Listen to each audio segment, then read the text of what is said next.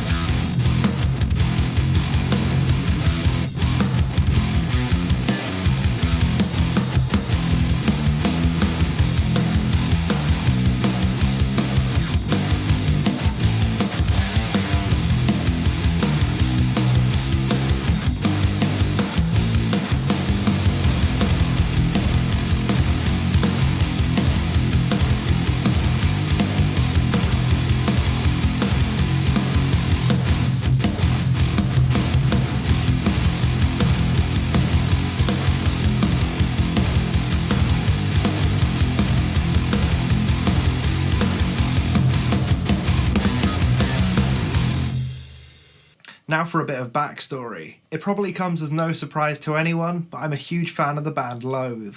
I wanted a 30-inch scale guitar so that I could tune down to drop E comfortably. I saw a lot of people picking up the Sub-Zero Rogue 6 from Gear for Music, but these were severely back-ordered at the time I was ready to order. So I picked up this Harley Benton GuitarBass VS instead, with the intention to mod it.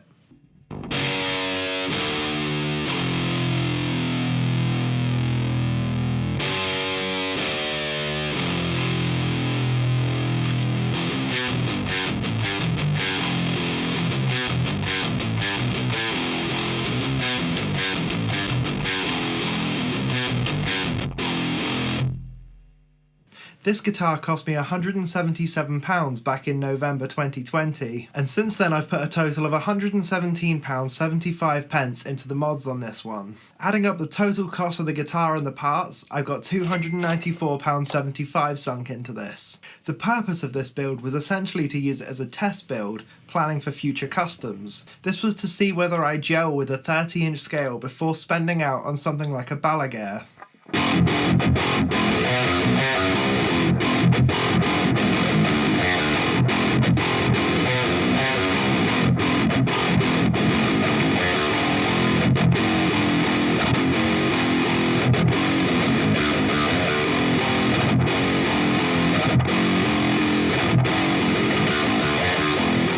I started out by gutting the stock electronics entirely, and I stuck a single coil size humbucker in the bridge position. However, as soon as I started tinkering with this guitar, I knew it was about to be a deep rabbit hole. Let's talk about what went into it.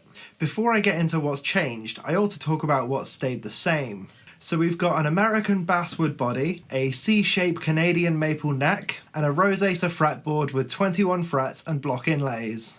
I'm also still rocking the stock graphite nut on this one. It's not perfect, but replacing it would likely mean getting one custom cut, due to the nature of this instrument. For tuners on this one, I went for the Wilkinson split post vintage tuners. I opted against going for locking tuners, as I was wrongly under the assumption that the split post tuners would accommodate thicker strings better. But I still have to unwind the strings to get them to fit. As for pickups, we've got the Iron Gear rolling mill overwound in the bridge position and the Iron Gear Jailhouse Rail 2 in the neck. A pure tone jack, a CTS pot and a Music Lily switch make up the rest of the electronics on this one. I wanted to keep this one super stripped down. I found that the more vintage voice pickups work a lot better for me in the lower tunings. The more modern voiced metal-oriented pickups can quickly turn into a wall of noise. Unfortunately, I don't have any clips of the stock pickups to compare it to, but they were pretty muddy sounding and not really ideal for the type of music that I play at all. Let's hear how this one sounds through the Mooer Preamp X's 5150 model. If you missed my full review on this pedal, the link's in the description.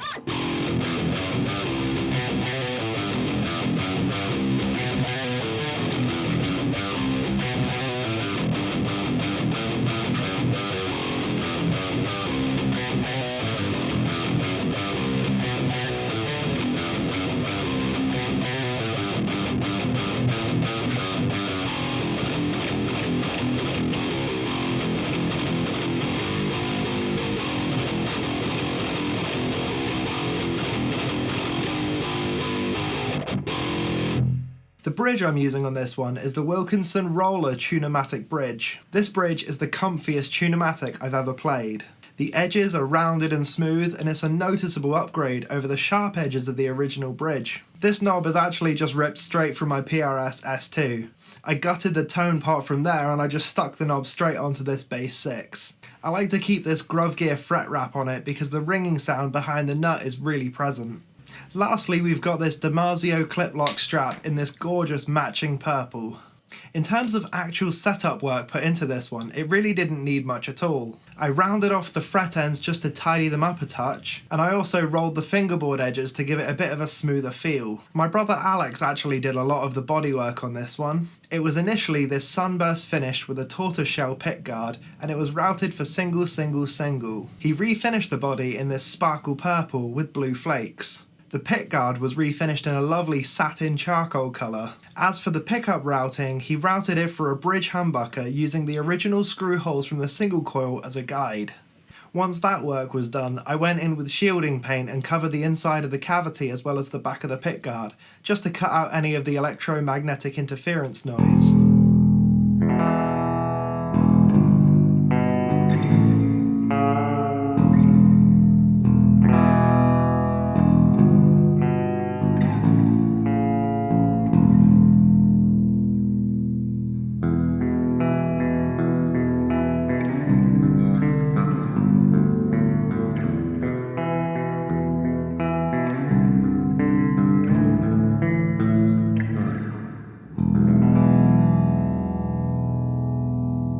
Let's talk about the big question. Is it a guitar or is it a bass? Well, technically it's both and also neither. Bass 6s typically tend to lean more towards being a bass. They've got thicker strings, longer scale lengths, and they're typically tuned down to bass registers. That said, they've got 6 strings, they're tuned to the same intervals as guitars, and the spacing is very similar to that of a guitar as well. The way I like to picture this question is it depends on who's holding it. Personally, I've kitted mine out to be very much a guitar. It's tuned to drop E and it's got a humbucker in the bridge position.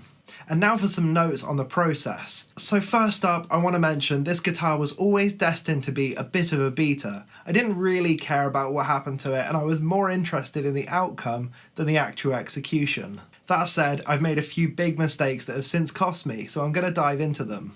First up is this absolutely wrecked job of a tuner installation. I panicked during the install and ended up completely messing up the first 3 tuners. The bushings are currently glued in place. I am planning on replacing these for hip shots in the future. It's in need of a much tidier job. The Wilkinson Roller Bridge isn't the perfect fit for this guitar. Because it's designed for thinner strings, the thicker strings actually raise the action up way too much. That said, I've slammed the height down on this one and it's still within a playable range. The comfort on this bridge is absolutely worth the sacrifice of a slightly higher string action than my preference. So as it turns out, I did not need a neck pickup in this one at all. I pretty much only ever use it in the bridge position. This guitar is built for 2 things: textural ambient layers and slamming the low string. Someday I'll go back and gut this one and wire it up for a single bridge position straight to the output jack.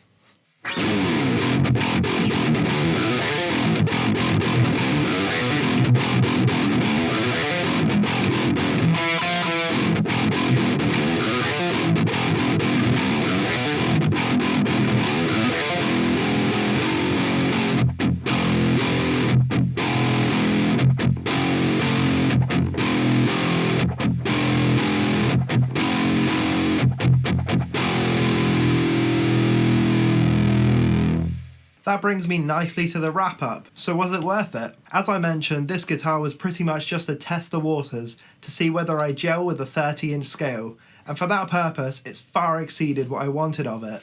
Now I know for sure that when I buy a custom guitar it's going to be a 30-inch scale. I can't recommend these Harley Benton Bass 6s highly enough. They're absolutely stellar right out of the box and they make for fantastic mod projects. So there's a full rundown of everything that went into this behemoth. Let me know in the comment section if there's anything I missed.